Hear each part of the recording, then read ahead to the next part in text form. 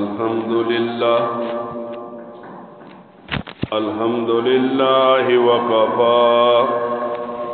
وسلام على عباده الذين اصطفى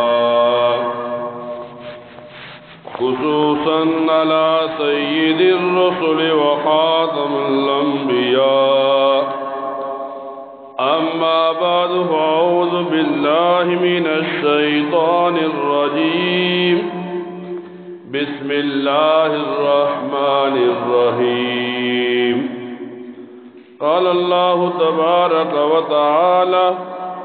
خلق الموت والحياة ليبلوكم أيكم أحسن عملا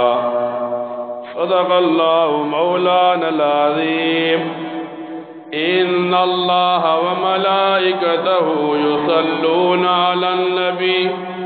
يا أيها الذين آمنوا صلوا عليه وسلموا تسليما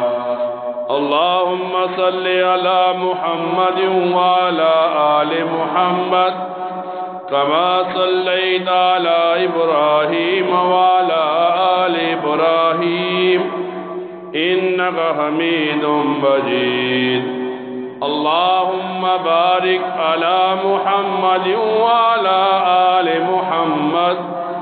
كما باركت على إبراهيم وعلى آل إبراهيم إنك حميد مجيد قرآن کریم کی ایک آیت مبارکہ کا ایک حصہ تلاوت کیا۔ اللہ رب العزت اس آیت مبارکہ کے اندر اعمال کی طرف ایمان والوں کو متوجہ کر رہے ہیں کہ جب ایک بندہ کوئی نیک عمل کرتا ہے تو اب یہ عمل اتنا خوبصورت انداز میں کرے تاکہ یہ عمل اللہ کے ہاں قبول ہو جائے۔ مفسرین یہ لکھتے ہیں اس آیت کے حوالے سے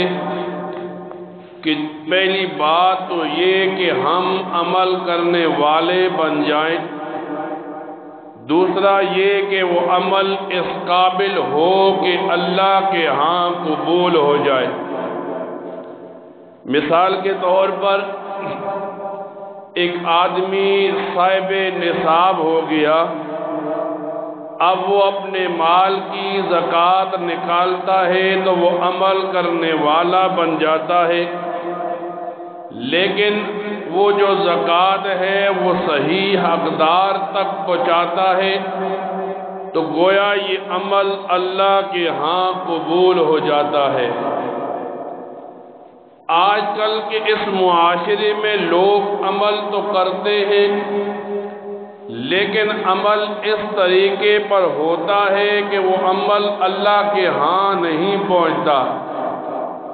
مثال کے طور پر حدیث کی کتابوں میں آتا ہے، نبی کریم صلی اللہ علیہ وسلم فرماتے ہیں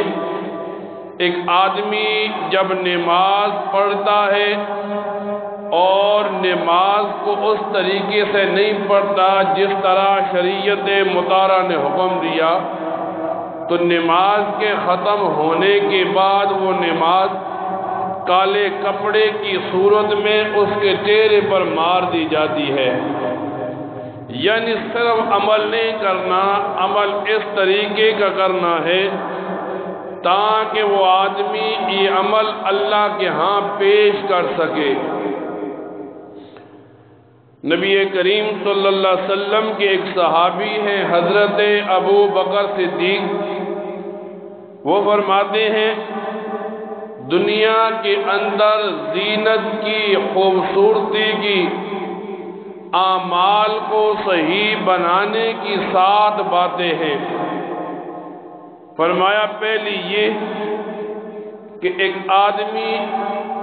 نعمت جو اللہ تعالی بندے کو دیتا ہے، نعمت کی زینت شکر میں رکھ دی۔ یعنی ایک آدمی اپنے آپ کو صحیح سلامت پاتا ہے تو اس کی سلامتی اسے اس بات پر مجبور کرے کہ یہ اپنے اللہ کا انعام کا شکر ادا کرنے والا بن جائے۔ قرآن کریم میں آتا ہے اللہ تعالیٰ پہلی امتوں کو سکھاتے تھے اعملوا آل داود شکرا وقلیلا من عباده الشکور، کہ عمل کرو آل داود کی طرح جیسے وہ شکر کرتے تھے، اس وجہ سے کہ شکر کرنے والے لوگ بہت کم ہیں۔ دنیا کے اندر ایک آدمی جب اپنے آپ کو مسلمان سمجھتا ہے، مسلمان پاتا ہے، تو یہ ایمان کی نعمت اتنی بڑی نعمت ہے کہ ساری زندگی یہ آدمی سجدے میں پڑا رہے پھر بھی اس کا شکریہ ادا نہیں کر سکتا۔ تو فرمایا بندہ اٹھتے بیٹھتے نیک اعمال کے ہوتے ہوئے جب بھی اللہ کے سامنے پیش ہو تو سب سے پہلے اللہ تعالیٰ کی نعمتوں کا شکر ادا کرے۔ نبی کریم صلی اللہ علیہ وسلم کی حدیث مبارکہ ہے، نبی کریم صلی اللہ علیہ وسلم فرماتے ہیں بعض نعمتیں ایسی ہوتی ہیں جب چھن جاتی ہیں تب بندے کو سمجھ آتی ہے۔ پھر نبی کریم صلی اللہ علیہ وسلم فرماتے ہیں زندگی کی نعمت یہ موت کے بعد سمجھ آتی ہے۔ علماء کتابوں میں لکھتے ہیں جب ایک بندہ قبر میں پہنچتا ہے، کل حشر میں کھڑا ہوگا، تو وہ ایک ہی سفارش کرے گا مجھے دنیا میں بھیجا جائے تاکہ میں جا کر نیکیاں کروں۔ اب یہ زندگی کی نعمت اس کے سامنے تھی، لیکن زندگی اس نے دنیا کے اندر یوں گزار دی جیسے موت ہی نہیں آنی، اور جب یہ دنیا سے جاتا ہے تو پیچھے ورثاء خوش ہوتے ہیں چلو میراث کے ہم مالک بن گئے۔ اب اس آدمی نے مال تو اکٹھا کر کے اولاد کو دے دیا، اب اولاد اس مال سے گناہ کرتی ہے تو قبر میں پڑا ہوا یہ باپ اس مال کا حساب اللہ کو دے رہا ہوتا ہے۔ تو نبی کریم صلی اللہ علیہ وسلم فرماتے ہیں زندگی کی جو نعمت ہے اس کا پتہ موت کے بعد چلے گا۔ پھر فرمایا ایک آدمی کو صحت کی نعمت ملی، صحت کی نعمت بیماری کے بعد پتہ چلتی ہے۔ ایک آدمی بستر پر پڑا ہوتا ہے، آج ہم اس زمانے میں دیکھیں ایک آدمی نیکی کم کرنا چاہتا ہے، مثلا دین کی بات ہو تو لوگ بھاگنے کی کوشش کرتے ہیں، لوگ سمجھتے ہیں میں اگر بیٹھ گیا تو فضول وقت ضائع ہو جائے گا، لیکن جب وہ آدمی بستر مرگ پر پڑتا ہے، چارپائی پر پڑا ہوتا ہے، موت کا انتظار کرتا ہے، بیماری کی حالت میں ہوتا ہے، اب اس کی زبان پر یہ باتیں جاری ہوتی ہیں میں تندرست ہوتا تو میں نماز پڑھتا، میں تندرست ہوتا تو میں نیکی کے کام کرتا، لیکن اب اس سے سوال پوچھا جائے گا جب اللہ تعالیٰ نے تمہیں یہ نعمت دی تھی اس وقت تم نے کیوں یہ نعمت ضائع کر دی؟ پھر نبی کریم صلی اللہ علیہ وسلم فرماتے ہیں کہ وقت کی نعمت انسان کو مشغولیت کے بعد سمجھ آتی ہے۔ ایک آدمی اکیلا ہے، ایک آدمی کے پاس وقت ہے، وہ نیکی کر سکتا ہے، پھر زندگی میں ایک وقت ایسا آتا ہے یہ آدمی اتنی مجبوریوں میں پھنس جاتا ہے کہ اب اسے خالی وقت نہیں ملتا، تو اب فرمایا اس آدمی سے اس وقت کی اہمیت پوچھیں جب یہ بالکل دنیا سے فارغ تھا، جب یہ اعمال کر سکتا تھا، آدمی جب مشغولیات میں پھنس جاتا ہے پھر یہ اقرار کرتا ہے اگر وقت ہوتا تو میں نماز پڑھتا، اگر وقت ہوتا تو میں قرآن کریم سیکھتا وغیرہ، لیکن جب وقت فارغ تھا اسے گناہوں میں صرف کر دیا۔ پھر نبی کریم صلی اللہ علیہ وسلم فرماتے ہیں کہ آدمی کو جوانی کی نعمت بڑھاپے میں سمجھ آتی ہے۔ اب ایک آدمی جوانی گناہوں میں گزار دیتا ہے اور پھر بڑھاپے میں یہ سوچتا رہتا ہے میں نے اپنا ماضی کہاں ضائع کر دیا۔ حالانکہ حدیث کی کتابوں کو بندہ اٹھاتا ہے، یوں ملتا ہے کہ ایک نوجوان آدمی گناہ کرتا ہے، پھر وہ نوجوان گناہ سے جب توبہ کرتا ہے،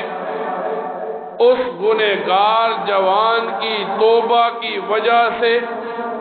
اللہ تعالی اس علاقے پر رحمتیں کرتے ہیں۔ قریب قبرستان ہو، قبرستان والوں کے عذاب کو روک دیا جاتا ہے، اور یہاں تک آتا ہے حدیث کی کتابوں میں جب ایک نوجوان توبہ کرتا ہے تو اللہ تعالی مشرق سے مغرب کے دوران ساری جتنی زمین ہے سب کے ساتھ انعامات کا معاملہ کرتا ہے۔ لیکن جب آدمی جوانی سے بڑھاپے کی طرف آتا ہے، اب یہ آدمی سمجھ رہا ہوتا ہے میں موت کے قریب پہنچ گیا، اب یہ اپنی جوانی کو یاد کر کے روتا ہے، تو فرمایا اس آدمی کو بتایا گیا ابھی وقت ضائع نہیں ہوا۔ اللہ تعالیٰ کے سامنے جب کوئی سفید بالوں والا ہاتھ اٹھاتا ہے، دعا کرتا ہے، استغفار کرتا ہے، تو اللہ تعالیٰ فرماتے ہیں مجھے اس کے سفید بالوں سے حیا آتا ہے اور میں اس کے سارے گناہ معاف کر دیتا ہوں۔ تو نبی علیہ السلام فرماتے ہیں جوانی کی نعمت بڑھاپے میں سمجھ آتی ہے۔ فرمایا اسی طرح مال کی جو نعمت ہے یہ غربت کے اندر سمجھ آتی ہے۔ ایک آدمی کے پاس مال تھا، اب یہ مال کی وجہ سے گناہوں میں لگ گیا، پھر ایسا زمانہ آیا کہ اس پر غربت آ گئی، تو اب یہ پچھلے زمانے کو سوچتا ہے کہ میں نے اپنے پیسے کہاں ضائع کر دیے۔ اب یہ فکر معاش میں لگا ہے، گھر والوں کے لیے کمانے میں لگا ہے، نہ اسے دن کی فکر، نہ رات کی فکر، نہ جان کی فکر ہے، اب یہ مال کما رہا ہے۔ تو نبی علیہ السلام فرماتے ہیں مال کی جو نعمت ہے یہ غربت میں سمجھ آتی ہے۔ اب ایک آدمی دنیا جب آیا، دنیا میں آنے کے بعد حضرت علی فرماتے ہیں نبی علیہ السلام کے صحابی ایک آدمی کو دنیا میں 5 چیزیں مل جائیں تو گویا یہ دنیا کی ساری نعمتیں اس بندے کو مل گئی، اور یہ دنیا گویا اس کے لیے جنت بنا دی گئی۔ فرماتے ہیں ذکر کرنے والا دل مل گیا کہ ایک آدمی اٹھتے بیٹھتے اپنے کام میں لگا ہے لیکن تعلق اللہ تعالیٰ کے ساتھ جڑا ہے۔ اب جب یہ دل ذکر کر رہا ہے تو یہ آدمی خود بخود گناہوں سے بچنے والا بن رہا ہے۔ فرماتے ہیں شکر کرنے والی زبان مل گئی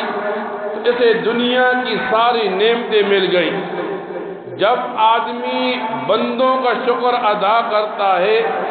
تو سامنے والا بندہ بھی اس پر انعامات کرنے کی کوشش کرتا ہے، اور جب بندہ اللہ تعالیٰ کا شکر ادا کرتا ہے تو اللہ تعالیٰ فرماتے ہیں ہم ایسے بندے کو اور زیادہ انعامات کے ساتھ نوازتے ہیں جو ہمارا شکریہ ادا کرتا ہے۔ پھر فرماتے ہیں مشقت اٹھانے والا بدن، آج ہم جس زمانے میں کھڑے ہیں لوگوں میں اندر مال کی زیادتی کی طرف تو توجہ ہے، مشقت اٹھانے کی طرف متوجہ نہیں۔ نبی کریم صلی اللہ علیہ وسلم کا زمانہ ہے، ایک آدمی آیا سوال کرنے لگا، وہ بھیک مانگنے لگا، زکوٰۃ عشر مانگنے لگا۔ نبی علیہ السلام نے اس کے پاس کوئی چیز تھی بیچ دی، اس میں سے 2 درموں میں سے 1 درم دیے، جاؤ گھر کے لیے کھانا وغیرہ لاؤ۔ 1 درم کا کلہاڑا لایا اور نبی علیہ السلام نے اپنے ہاتھ مبارک سے اس کلہاڑے میں دستہ ڈال دیا اور اسے حلال کمانے کی طرف متوجہ کیا۔ یوں آتا ہے نبی علیہ السلام سے ایک آدمی نے ہاتھ ملایا تو ہاتھ بڑے سخت تھے، وہ آدمی ڈر گیا۔ نبی علیہ السلام نے جب پوچھا تو وہ بتانے لگا میں اپنے ہاتھوں سے حلال روزی کماتا ہوں۔ تو نبی علیہ السلام فرمانے لگے ہاتھ سے روزی کمانے والا اللہ تعالیٰ کا دوست ہوتا ہے۔ تو حضرت علی فرماتے ہیں مشقت اٹھانے والا بدن ہو، یہ سب سے بڑی نعمت ہے۔ فرمایا اسی طرح ایک آدمی کو نیک بیوی مل جائے جو اسے نیکیوں کی طرف متوجہ کرنے والی ہو، جو اسے گناہوں سے روکنے والی ہو، تو یہ نیک بیوی بھی دنیا کی ایک نعمت بن جاتی ہے۔ آج ہم جس زمانے میں کھڑے ہیں، جتنے بھی افراد ہیں، جتنے بھی گناہ کرتے ہیں، صرف عورت کی وجہ سے کرتے ہیں۔ جب ہمارے گھروں میں خوشی کا موقع آتا ہے، گھر کی عورتوں کی وجہ سے ہم ہندوؤں کی ساری رسمیں کرتے ہیں، پوچھا جاتا ہے تو یہی بتایا جاتا ہے گھر کی عورتیں نہیں مانتی۔ جب ہمارے گھروں میں غم موت آتی ہے، ہم ساری بدعات اور برائیاں کرتے ہیں، اب پوچھا جاتا ہے تو گھر کی عورتیں نہیں مانتی۔ جب یہ باتیں ایک آدمی دنیا میں کر لیتا ہے تو کل جب قیامت کے دن اللہ تعالیٰ پوچھے گا تو وہاں اس کے پاس کیا جواب ہوگا۔ تو حضرت علی فرماتے ہیں نیک بیوی اس کے لیے دنیا کی سب سے بڑی نعمت ہے۔ اور فرمایا اسی طرح بدن کی تندرستی، جب تک انسان کا بدن تندرست ہے یہ آدمی حلال کما بھی سکتا ہے اور اپنے اعمال کو بڑھا بھی سکتا ہے۔ فرماتے ہیں حضرت ابو بکر صدیق اب ایک آدمی کسی مصیبت کو اپنے اوپر جھیلتا ہے تو مصیبت کی زینت صبر میں ہے کہ جب بھی کوئی مصیبت آئے یہ آدمی صبر کرے۔ صبر کرنے کی وجہ سے اللہ تعالیٰ مصیبت کو ٹال دیتے ہیں۔ کتابوں میں واقعہ آتا ہے، قرآن کریم کی تفاسیر میں لکھا ہے کہ اللہ تعالیٰ کے ایک پیغمبر جب وہ خوشی کے ساتھ زندگی گزار رہے تھے تو جب شیطان نے اللہ تعالیٰ کے سامنے یوں کہا کہ یہ صرف اس وجہ سے شکر کرتا ہے، اس کے پاس مال و دولت ہے، آل اولاد ہے، اس کے پاس دنیا کی ہر نعمت ہے، اللہ تعالیٰ نے امتحان کے طور پر اسے مصیبت میں ڈال دیا، گھر بار والے فوت ہو گئے، مال و دولت ختم ہو گیا۔ اب فرماتے ہیں صرف وہ باقی رہا، اس کی بیوی باقی رہی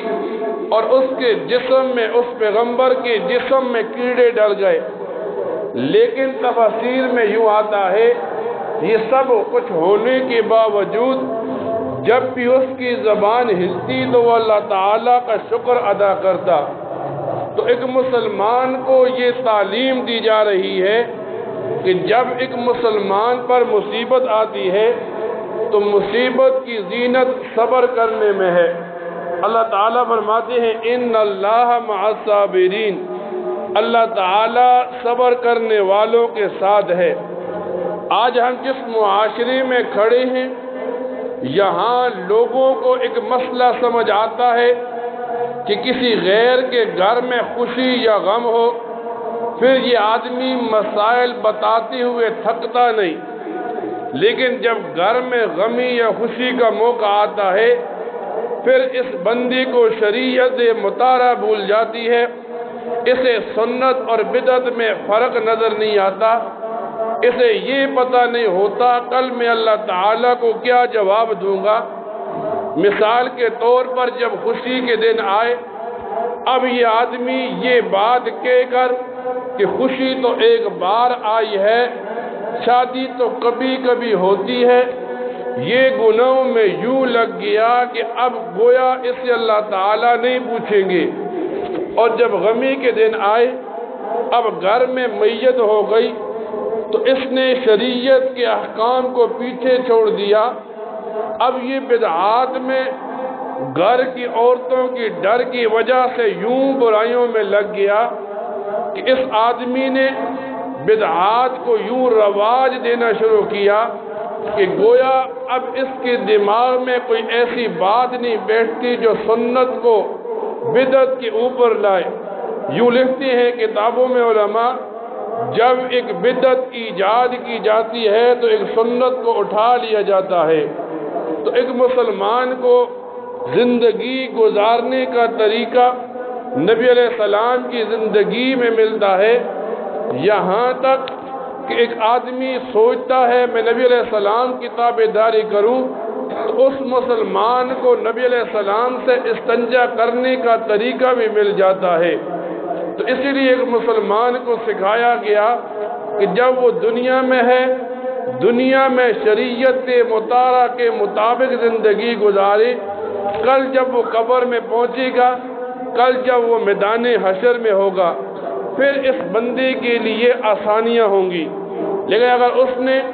دنیا کے اندر رسومات کو، بدعات کو اپنا لیا، کل اس کے لیے پھر آخرت کے اندر، قبر کے اندر مشکلات کھڑی ہوں گی۔ اللہ تعالیٰ سے دعا کیا کرے، اللہ تعالیٰ ان باتوں پر عمل کرنے کی توفیق عطا فرمائے۔ وآخر دعوانا الحمد للہ رب العالمین۔